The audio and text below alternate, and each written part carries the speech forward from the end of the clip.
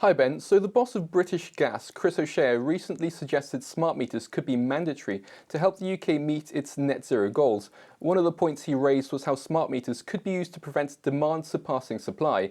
How would this be done? Well, there's a number of ways. The most obvious way is price. And the smart meter would enable energy companies to charge you based on how much supply there is available on the grid. But that will create the problem, of course, that if everyone wants to use electricity at the same time to either charge their EV if we all get EVs, or if people just want to have a shower before they go to work, then energy prices, electricity prices are going to be much higher at those times of high demand.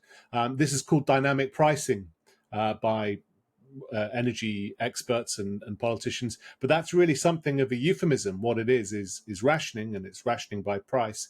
And rather than electricity being there when people have needed it, which has been the statutory requirement of energy companies, energy generators, increasingly the legislation is being changed to suit the needs of renewable energy generators. So people are going to have to reorganize their lives more and more around the weather. And so how does this intervention to protect the energy grid with smart meters tie into the goal of having a greener grid, more reliant on renewables like wind and solar? Well, wind and solar have always been unreliable sources of energy. We know, for example, coal and gas and oil. You're able to store them, and then you burn them when they're required. And so, this is obviously isn't possible with wind and solar. They're only available when the wind is blowing and when the sun is shining.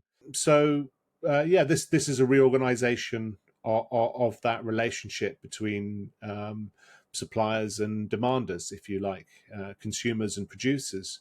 And the smart meter is this sort of balancing mechanism, and the smart grid, if it ever develops, will see is intended not to deliver really any greater benefit to the consumer, but just really to manage the shortcomings of renewable energy. So smart meters and a smart grid would be there to manage the unreliability within a grid reliance on renewable energy. Yeah, green energy and a green grid are inherently unstable with respect to supply and demand. There isn't the capacity there isn't in green renewable sources.